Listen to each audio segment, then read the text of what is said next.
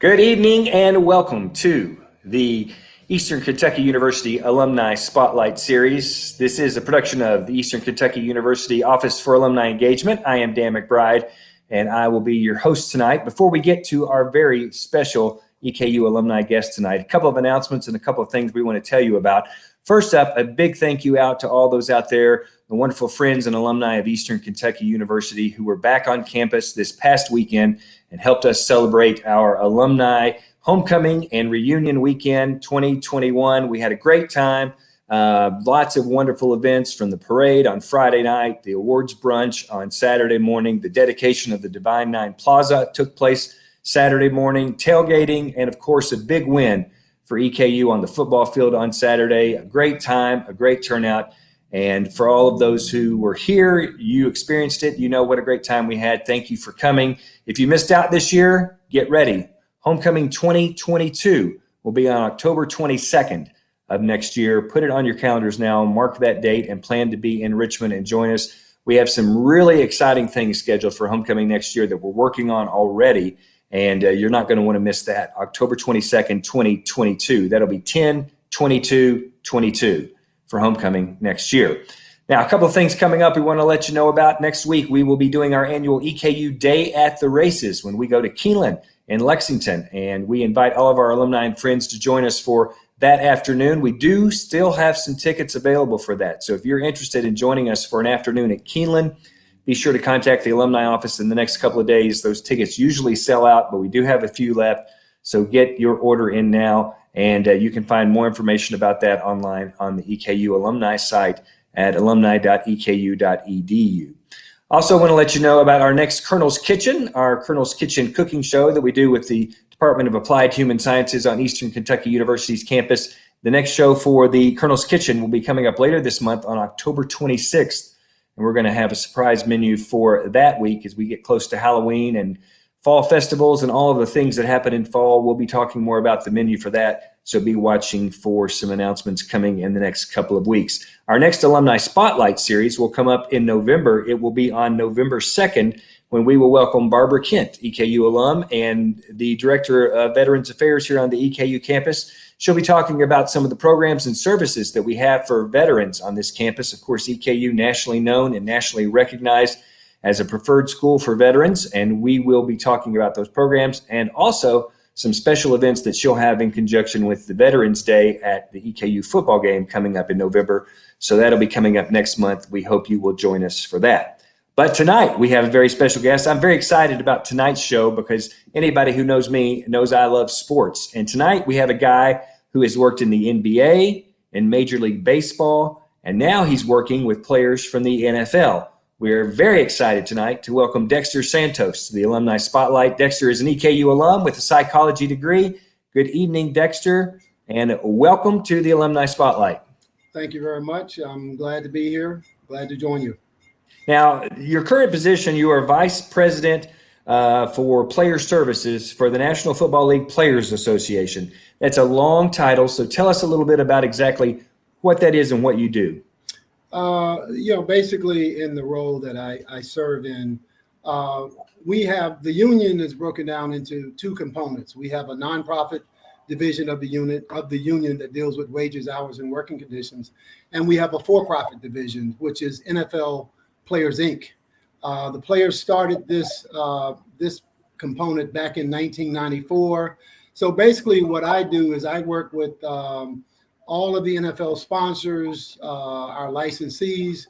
Roughly, there's about 30 NFL sponsors that we work with and about 120 licensees that oftentimes will seek the services of players to either work with them on advertising, marketing, promotions, endorsements, use of image, licensing, you name it. So basically, anytime a company wants to utilize 6 or more players, they have to have a conversation with us in order to obtain those rights. And so I work with those companies on securing those rights. So now this is a job you've been in for quite a while now, right? That's correct. It's funny. I got a notice the other day, there are these milestones that we get. And so this is my 15th year with the NFL Players Association.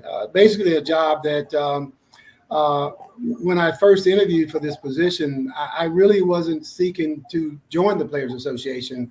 I was really just interviewing them to see if it was a place that I wanted to work, because I was at that stage in my career where I could make that type of decision.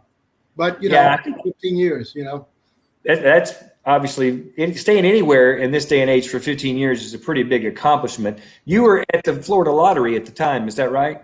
That's correct. I did a couple of years as the chief marketing officer for the Florida Lottery. During that stint, we were doing somewhat like $4 billion a year in revenue. And I always tell people, we were considered the model for lotteries back in the day. We were doing that type of revenue. We didn't have Powerball, nor did we have Mega Millions. So we were pretty successful down in Florida. All right, I'm going to work a little bit backwards here. I'll get back to what you're doing today, and we'll talk more about that in a few minutes. But let's go back to when you leave EKU and you're heading out into the marketplace. Was the Atlanta Braves your first job? Man, I hate to say it, but hopefully, there's some young folks on here that have a knack for a career in sports. Basically when I left Eastern, I was really thinking about going to graduate school. Didn't have sports on my mind as a career. I continued to play basketball after I left Eastern. Had a couple of stints on an amateur team that got invited to the U.S. Olympics in 1988. And it was during that time that I realized that my livelihood at the next level wasn't going to happen. Yeah. So a buddy of mine told me, say, hey man, you might want to get a real job because it doesn't look like you're going to make it on the next level. And I've often said to myself, there are other ways to be involved in sports without being a participant on the court or on the field or on the baseball diamond. And so basically, when I went to Atlanta, I was looking for a corporate internship that would sustain me when I went to graduate school. And at the time, I applied for a corporate internship with the Atlanta Hawks when I got to Atlanta. And of course, they didn't have anything for me. And I had my spiel down. I always tell young folks, when you come out, you got to have a spiel about who you are as a person. And you have to be confident in how you project yourself. And so I had this spiel that, when I called the Atlanta Hawks, I was like, hey, I'm looking for a corporate internship. And I'm really trying to understand the field of sports. And I want to know if you offer something like that. And they said, yes, we offer it, but it's taken. So I asked them, I said, well, you mind if I come over and talk to some people about sports? I'm really thinking about this as a career. And they said, yes, we do. And you can't come over. No thanks. I said, okay. And at the time, Ted Turner owned the baseball franchise. I called them up, seemed to work, gave them the same spiel. I asked them about a corporate internship. They said, yes, we have one, but it's also taken.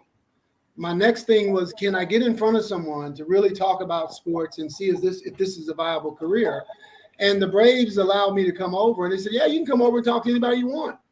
And I spent the entire day with the Atlanta Braves, no background in baseball, played baseball for a quick minute as a kid. I was bat blind, so I was horrible.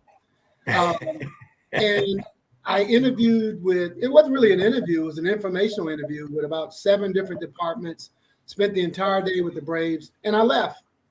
No expectation.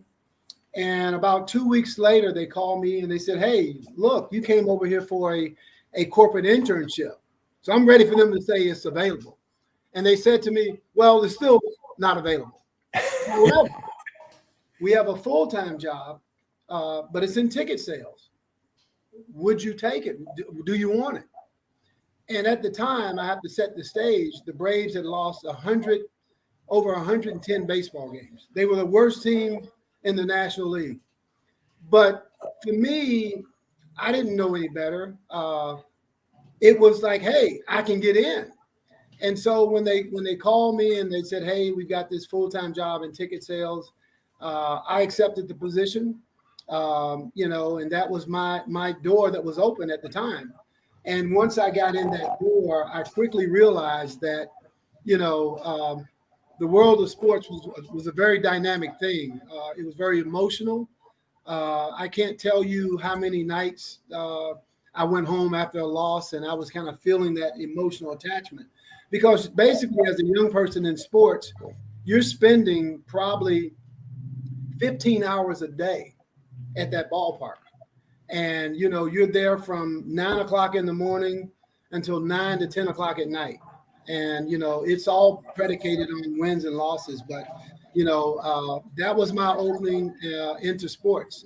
And I quickly knew that it was something I had a knack for. Well, and then there's a lesson there too, in that if the door opens, even if maybe it's not what you want to do right away, you got to take the opportunity. That's a great message for folks coming out of college right now. Absolutely. You just want to get in. Yeah. One of the things I find a little disheartening from young folks is, they may say, I want to be in sports. And I'll say, what do you want to do? They say, well, I want to be in marketing, or I want to be in communication, or I want to be in community affairs. And I'll say to them, well, what if a job opens up in ticket sales? I don't really want to do ticket sales, And I said, and I always say to them is that if you're trying to get into an organization, you don't care what door you get in. It's easier to navigate once you get on the other side than it is to try to navigate before you even get in the door. And I knew when I took that position with the Braves that sales was not something, even though I was good at it, it was not something that I really wanted to do. And I quickly sort of proved myself on the sales side, but I also made it a point to understand every other department in the organization. And so that gave me the opportunity to be able to navigate, to be able to build relationships across the organization. And, it paid off for me when there was things, fortunately, when I was with the Braves, we went from worst to first. Yeah, you were there in the glory days. You went from a bad team to a really good team. I went from a bad team to an unbelievable team. And it was funny when I started. I remember calling people about buying tickets to the Braves, and I would always get reminded how bad the team was. There would be people telling me stories. I had one guy, I remember like it was yesterday. He's like, "Hey man, so you're selling tickets for the Braves, aren't you?" I said, "Yes." And he said, "Well, hold on, let me get everybody in here to see what we want." And so the guy puts me on hold. He gets his entire office, his entire employees in this room. And he said, who did you say you're selling for? I said, the Braves. And in sync, they all said, no, we don't want any. So, it was very humbling. But I knew the organization was making a lot of changes. We had made a lot of trades. We had gotten a general manager that had won a World Series. And basically, he was making promises that he was going to turn the franchise around. And I drank the Kool-Aid, hey, we're turning it around, He delivered. He delivered. That's right. And everything else was history. And so it was, it was an unbelievable experience, those years there and going through all that and everything that I had a chance to experience. Glavine, Smoltz, Maddox, Chipper, and you and I talked earlier. Chipper came to campus here and talked in those days. He auctioned off a trip to Atlanta, and I was the successful bidder, and I got to come down, and you were so nice. You got us on the field. You hooked us up with some great tickets, and we got to see all these stars. I got Glavine and Smoltz. Maddox never did come out of the dugout, so I didn't ever get his autograph. But as a baseball guy at the time, I was a huge baseball fan, and I wasn't a Braves fan, but those guys were really so good. I mean, I was in awe. Well, it's funny, when you tell people that Chipper Jones was in Richmond, Kentucky, to this day, they don't believe you. Yeah. Because I would say Chipper was on the rise. He was ascending as a superstar during that time period. And I remember coming back to Eastern with Chipper, and I think we were at a basketball game, we were at a banquet, and it was sort of surreal because it was an opportunity for me to bring part of what I was doing at the time and kind of see someone that I was working with on a daily basis, how he was impacting things well beyond Atlanta in terms of being able to come back and do that for the university. Yeah, it was a great fundraiser for the baseball team, and I was fortunate enough to MC the dinner that night that we had. And of course, Jim Ward had coached Chipper's dad. Exactly. Yeah, and so that was the connection to get him back on campus. So, all right, now you told your story about the Hawks, but somehow, as a strange twist of events, you do eventually end up working for the Atlanta Hawks, right? That's correct. One of the things that I was able to do my first 7 years I was with the Braves, as I said earlier, I made it a point to understand every department. I didn't really care if you were the groundskeeper. I spent time with the groundskeeper. And people say, why do you spend time with the groundskeeper? Well, there were a lot of things that we created that requires us to be on that playing field. And what a lot of people don't understand is the power of the groundskeeper in Major League Baseball.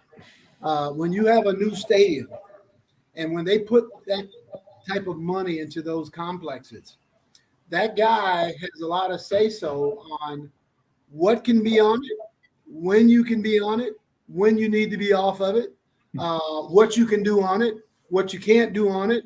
And it was like stepping on that field, you felt that you were stepping on the most precious grass that was ever created. And so, you had to know the groundskeeper. You had to build that relationship.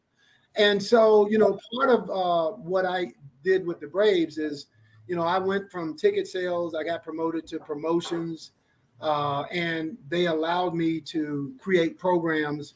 And little did I know, a lot of the programs that I was creating, that, the thing about being in a town where you have professional sports, franchises watch franchises. Yeah. We may not, I may have been in baseball, but I knew what the Hawks were doing. I may have been in baseball, but I knew what the Falcons were doing. So we made it a point to understand what teams were doing in order to be successful. If a team implemented a promotion and it was mildly successful, we paid attention. If a team ran a promotional concept or marketing concept, we were paying attention. And so little did I know, a lot of the programs that I was creating at the Braves, the executives at the Hawks were also looking. And so the organization that denied me an opportunity to work there as an intern, there was a position open as the head of marketing for the NBA franchise. And they had saw a lot of the stuff I had done with the Braves in terms of from the promotional side. And I applied for that position. And I ended up actually leaving the Braves and going to the Hawks to run not only their marketing, but their game operations, their civic affairs, advertising, the entire marketing mix of what the team was doing. I ended up going over to run that. And it was really based on my success over at the Braves in terms of what I was doing over there as well. So you switch from one pro sports franchise to another, different sport, but essentially you're still kind of doing the same thing. So how different was it to go from baseball to NBA? The thing is, I always tell people when you're thinking about working in professional sports, a lot of times I get these questions of what do I do, what do I go for? Find the worst team. No one wants to be around a team that's losing. And so the other thing I found out by working for a team that was bad is that they allow you to be very creative, because they're looking for, the next concept, the next promotion, that sort of thing. So from my vantage point, I went from a team that was extremely horrible in terms of creating programs to drive fans to the game, creating programs that got fans closer to the players. We had programs like we used to do throwback games. It was always about what kind of value can we add to the fan experience that would entice people to come out. And so the fact that I was at a bad team, we were doing college nights, we were doing church night, we were doing singles night, we were doing gospel concerts, we were doing anything to add value in order to get people to come through the turnstiles. The problem we ran into was that when the Braves became extremely successful, we really didn't need those programs anymore.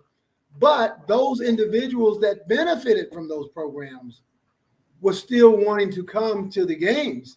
And so we had to really sort of dig back into our strategy to be able to kind of accommodate some of those community groups that we needed to fill the seats with when we became very, very successful.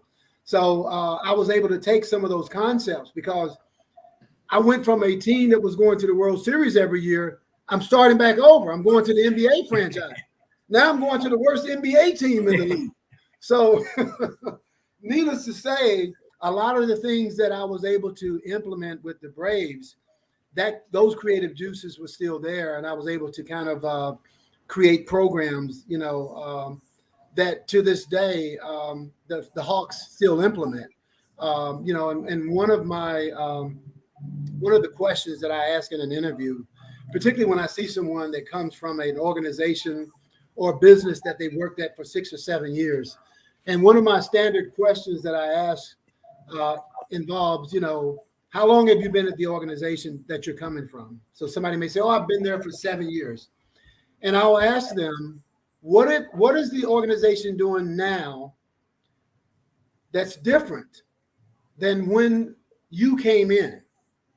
And what of that did you have to do with making that transformation? because I want to see if you've been at an organization for 7 years, how have you contributed to that organization? Has that organization changed based on some of the elements that you've implemented? Has it changed based on some of the ideas that you've brought to the table? Because if you haven't, then that's letting me know that you've probably been in a more transactional type of role. But, that was the impetus behind me. Like I said, leaving the Braves, going to the Hawks was based on a lot of the promotions and activities that I was successful at implementing over on the baseball side. This is great for class. I feel like we need to have you speak to some of our students and hear some of these stories and lessons, because they're very valuable and will be very helpful. But here's what I want to do. I want to circle back now and go back to EKU. First, you came to EKU to be a basketball player, right? Yeah, I was seeking that. I was seeking that when I came to Eastern. It was funny because I remember I wasn't exactly recruited to come to Eastern, and it was getting down to the wire. And I knew I wasn't going to stay in Chicago. I mean, that was not an option. And at the time, I had been recruited to come to Cornell. I had no idea what Cornell was, didn't know about the Ivy League. I was like, man, I don't know anything about a Cornell. I know now.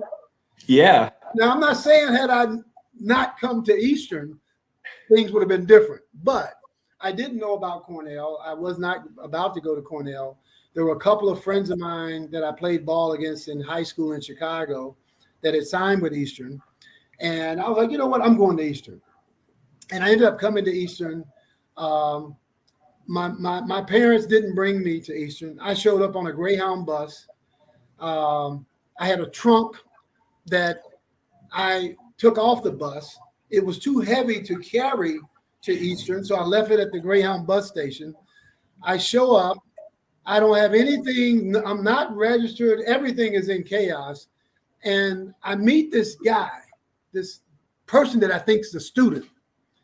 And, he's got this real Southern drawl, great guy. I'm like, man, this dude's really cool. I mean, this is a great guy. Little did I know later on, it was Coach Teddy Taylor. Oh, yeah. He was the first person that I met at Eastern. And had it not been for his graciousness, his hospitality to say, hey, let me take care of you. Let me get you, let me get you situated. And Coach Taylor actually, took me under the wing, got me into a dorm, had no room, no nothing. And so he was the first person that I met. And I thought he was a student, but that was my foray coming to Eastern. And, I ended up having to walk on the team.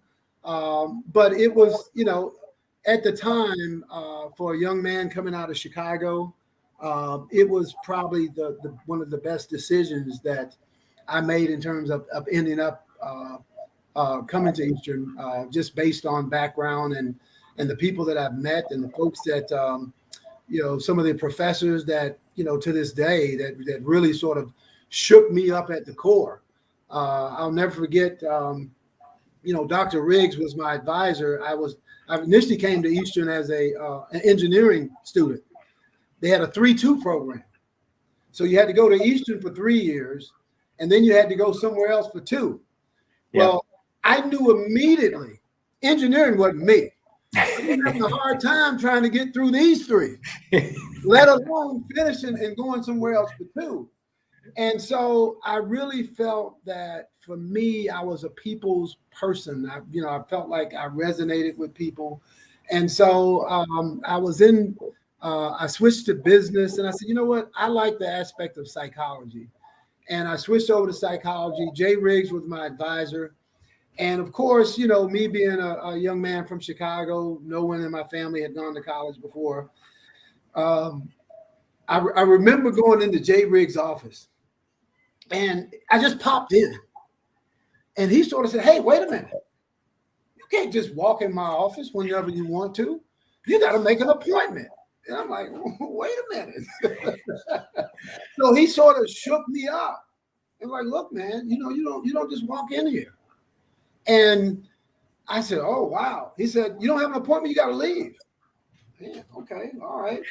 And So I left. I came back, and needless to say, Jay and I became very, very close. I was probably closer to another psychology teacher, Dr.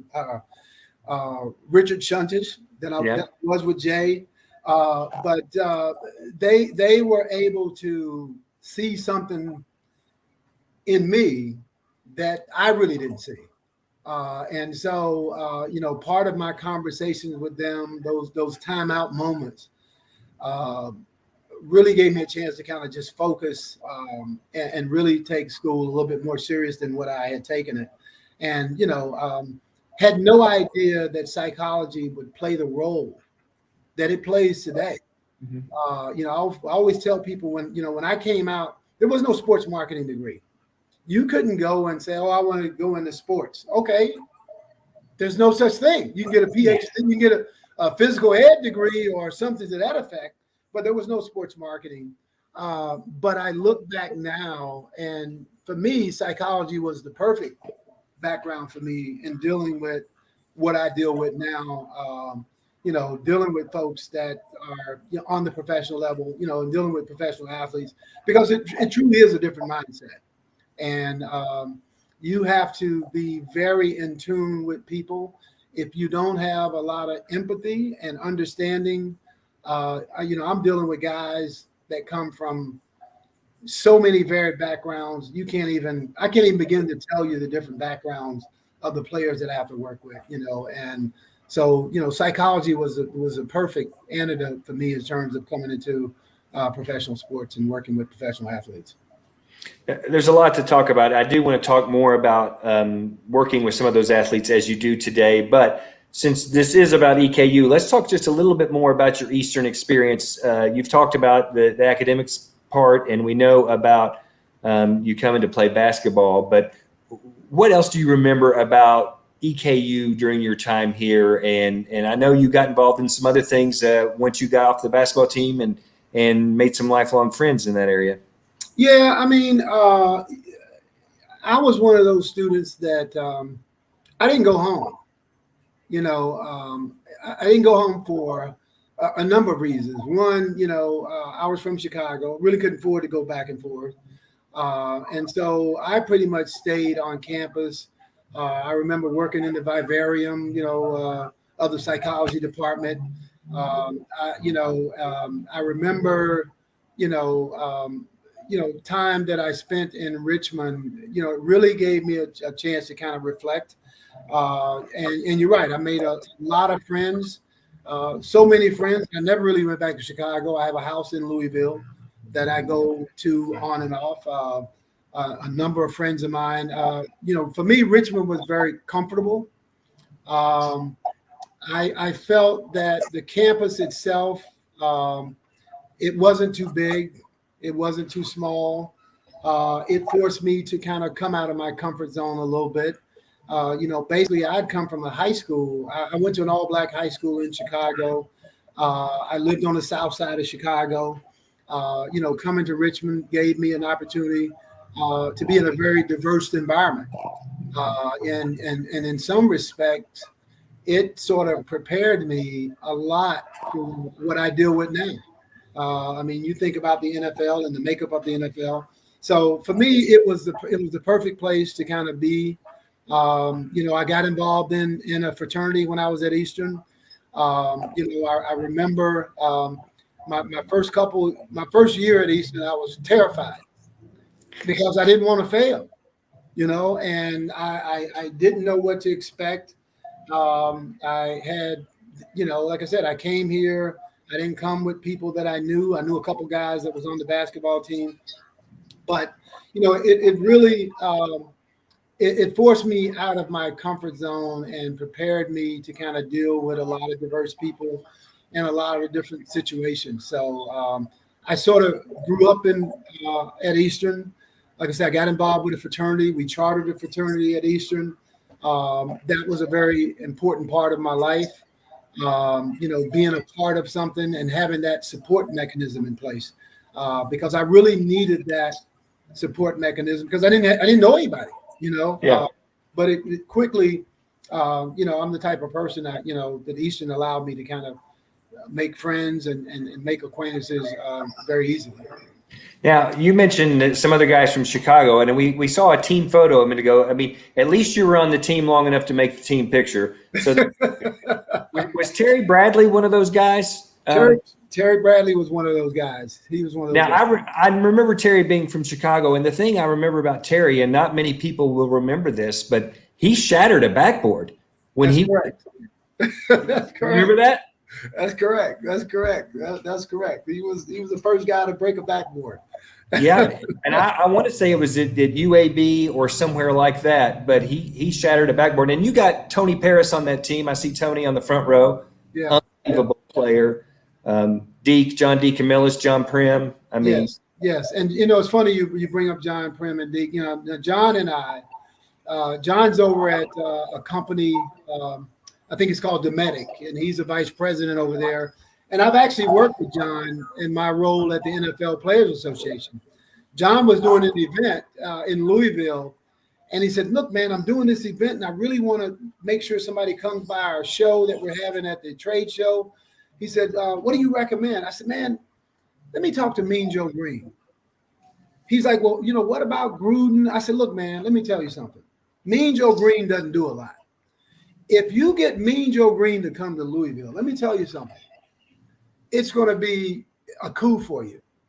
And sure enough, John took my advice, and he gets Mean Joe Green, and I scheduled it for Mean Joe Green to be in Louisville. And John's boss of the company says to him, "How in the hell did you get Mean Joe Green?" So John and I have done a lot. He supported our programs. We do a program with about 200 players, and John's company donates coolers to those 200 players that do camps across the country. So John and I still stay in touch. I've spoken to Deke. I recently touched base with Phil Hill, who I see on there. Yeah. Man, those are some, wow. Yeah. There's some. Yeah. And Max Good was in town last week. Oh, really? Yeah. Really? Yeah. So he still comes back to visit fairly regularly. And of course, Ferg is still here. Okay. Yeah, I haven't, I remember, you talk about Max, and, I remember me and Deke got in some trouble one time. I'll never forget. It's a funny story. And the next day we said, we got to tell the coach. And so we knock on Max's door on a Sunday. On a Sunday. Now, how many players are knocking on the coach's door on a Sunday? So Max opens the door, and he looks at us, and he said, "Fellas, I know you all aren't coming over to watch football with me on Sunday." Needless to say, Max was a good coach. I didn't have a problem with playing with Max and playing for Max, but he was a great coach. You have an interesting experience in, like I said, that you've worked in the Major League Baseball, you've worked in the NBA, and now you're doing work with NFL athletes. So you've worked with a lot of professional athletes.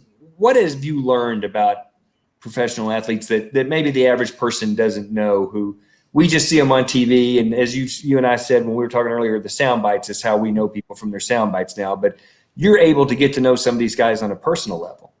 Yeah, that's correct. And I oftentimes say, when we see, whether it's athletes or celebrities, a lot of times we define our perception of them based on sound bites that we hear in the media. I remember when I first met Tom Brady, and like everything, you think about, I've been with the PA for about 15 years. Took me 9 years before I was standing eyeball to eyeball with Tom Brady. 9 years. So you say, well, how can that be? Well, we're based in Washington, D.C. There's 32 teams across the country. Normally, if I'm not at a commercial shoot that Tom's doing, we go to all the commercial shoots. So if I'm not at that commercial shoot, when am I going to see Tom Brady? Yeah. I don't just get on a plane and say, I'm going up to New England or I'm going to Tampa to see Tom Brady. And so everybody had told me that Tom was this, oh man, he's this, he's that. One of the guys that I spoke about with Tom was a best friend of Bill Belichick. And I was like, man, what kind of guy is Tom Brady? He's like, man, he comes in, he sees you, he's like this, he says hello. And, he's got this trainer, he's very focused. And so I didn't really have a great thought about who I thought Tom was. He's very kind of, he doesn't really speak to you sometimes. And I started to realize I'm basing my perception of this guy off of the experience of someone else. Yeah. So I had a chance to go work with Tom in New York City, and his agent said, look, Dexter, you're the only guy that I want to trust that can handle this for me. I'm not going to be there. Can you be there to meet Tom? And so, so I said, yeah, I'm going to go to this shoot. So I'm standing in front of Tom. He comes up, I introduce myself, and we're basically eyeball to eyeball. And the guy is so focused. He never takes his eye off of him. So you're looking at him and you're looking at him. I'm looking at him. He's looking at me. And he's just gazing. He's like, well, do you like the PA? What do you think about it? Do you like the executive director? And he's like not peeling away. I'm like, Tom, you back up a little bit. But, I realize now when I was at that shoot, I never saw a guy more prepared. So, we had to do a shoot where he had to simulate a real game. Now we're in a room, nice sized room, maybe it's about 1,000 square feet. We got cameras there, and he's going through his cadence as if there is 100,000 people. He's not joking. He's not playing around. He got his spritzer bottle. He's going through his cadence. He does what he needs to do. He's cordial with everybody. He meets everybody. He gets it done. He's out the door. And he's out. But he gives you 1,000% of him. And one of the things that I've learned with athletes is that, and they're all different. Baseball players are different than NBA players. NBA players are different than football players. And there's a difference between the three of them. In baseball, it's such a hard sport to make. The players are more humble. They've been on buses. They've been down to the minor leagues. You can be in baseball your entire life and never get called to the majors. So when guys get called up, they're more humble. They're more willing to do stuff. They're more cordial. They're more empathetic. NBA guys, they've been the man wherever they've been. There's only 5 guys on the team. Yeah. So if you've made it to the league, you've been the man wherever you've been. And so their personality is a little bit different. It's a little bit more on the selfish side, not in a negative way, but they're used to being somewhat catered to because they've been the man. Yeah. Football guy, you can't win by yourself. It's a team sport. No one person can win. If somebody's not blocking for you, you ain't getting through. If somebody's not blocking for the quarterback, he's getting sacked. Somebody's not blocking for the running back, he's not getting through the line. If the receiver's not catching the ball, then the quarterback's not looking good. It's a true team sport. Those players are a little bit more, they're a little bit more about team. And what I have noticed about all athletes is that, we have a culture in this society that centers around sports. So we're in a very competitive society. A lot of times as athletes, we are oftentimes taught what? To take advantage of a weaker opponent. Every sport that you've ever played, no one's ever said, let's let this team win. That's just not the makeup of sports. Yeah. It's part of my psyche when I deal with players is I'm really big on allowing the relationship to happen organically. These guys have so many people coming at them. that they have a natural tendency to kind of put a stiff arm up. And you really have to get to know these guys in a very organic way. Luckily, my background as a product of a single parent, coming out of the inner city of Chicago, being thrust from one environment to the next, has allowed me to really connect with players in a very organic way. Being in Richmond, coming to the South, coming to a school that was very diverse, I have no problem with talking to any player. So a lot of what I have done has really been a product of what I have experienced. And so, the psyche of dealing with players, and understanding that these guys, particularly when you look at football, NBA guys, contracts are guaranteed. Mm-hmm. Baseball players, contracts are guaranteed. NFL guys, are there some guaranteed contracts? Yeah, there are some, but they're few and far between. And so what puts it all in perspective is, imagine that by the time these guys get to the NFL, they're probably 22, 23 years old. They've probably been playing football since they were 5. So let's say they put in 15 to 18 years. The average NFL career is right at 3. Wow. 3 years. So you put in 18 years to only pay 3. Now, any other profession, if you're a psychologist, you leave a job, you can go get a job here. If you get fired from this job, you can go get a job over here. You're a doctor, you can go get a job over here. In the NFL, when you get fired, where are you going to go play 11 on 11 with full gear and not get hurt? You can't. And so oftentimes it can be a very, very emotional and mental place that players sometimes can't deal with. And so for me, the beauty of what I do is being able to work with guys to allow them to maximize this platform. If you leave the NFL, and I always say that once it's over, it's over. That window closes a little bit. Every day you get slower. So you might run the 40 at 4.3 at 21. At 25, you're not running 4.3 anymore. At 30, you're not running 4.3. So that window closes. And so, what I try to do is just prepare guys that everybody that you see in the stand is a potential connection for you when this game is over. And so I really, try to work with guys on maximizing this platform and doing the things that they need to do to be successful when this thing is over with. You've got close to 30 years in sports marketing. As you look back on your career and all the different things you've done, is there a highlight that stands out, or a shining moment, that's something that, like, a greatest memory you have? Well, one of the things I talked about early, I'm not a transactional person. I believe in transformation.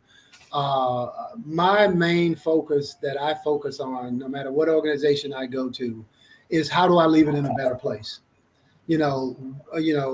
What are the things that I brought to the table that has impacted this organization, that have made it better?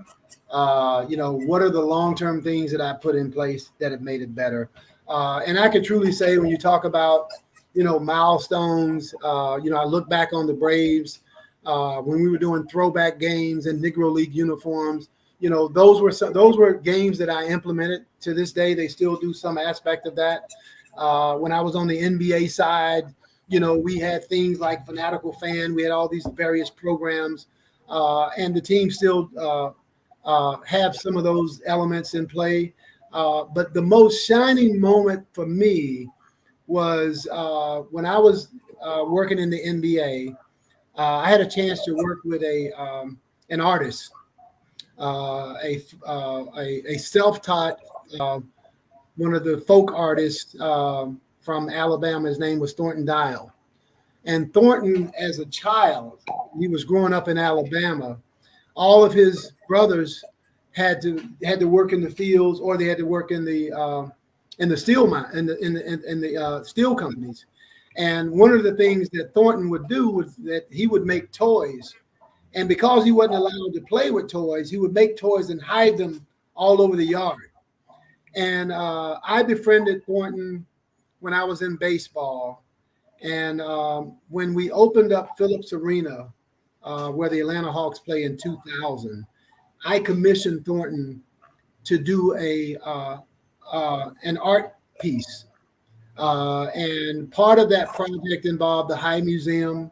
I had the director at the time of the High Museum was one of my co-chairs. Dikembe Mutombo was one of my co-chairs. And the president of Bank of America was one of my co-chairs. And I commissioned Thornton to do a piece that set in our building when we opened Phillips Arena in 2000.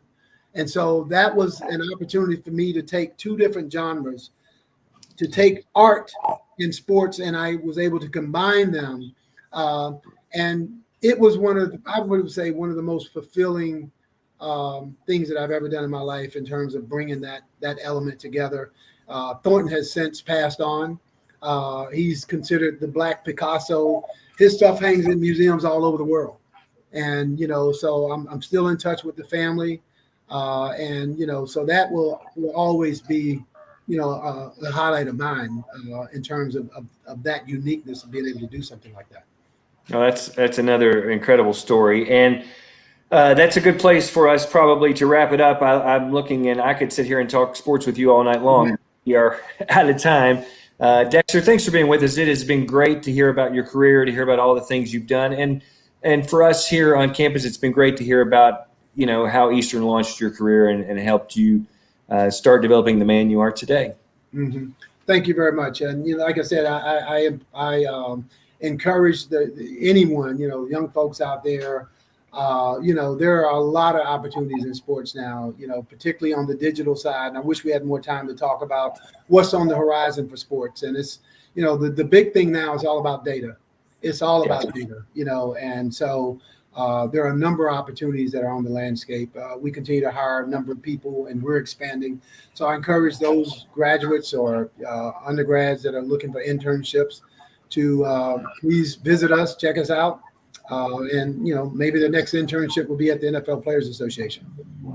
Well, maybe we'll have you back and we'll do a whole segment and talk about what is on the horizon and what the future of sports looks like. Absolutely. Thank you very much. Thanks for being here tonight.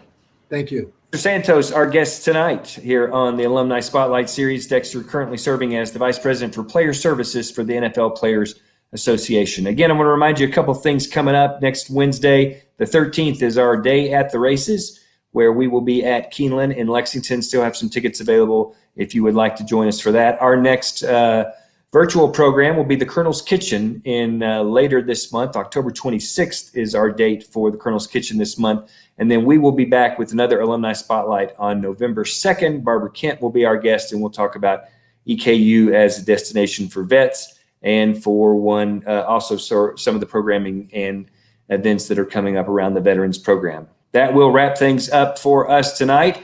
Thank you again to Dexter Santos, our guest tonight. Thanks to Steve Greenwell and Alex Hanovan, who are behind the scenes making it all work. Until next time, this is Dan McBride saying go Big E.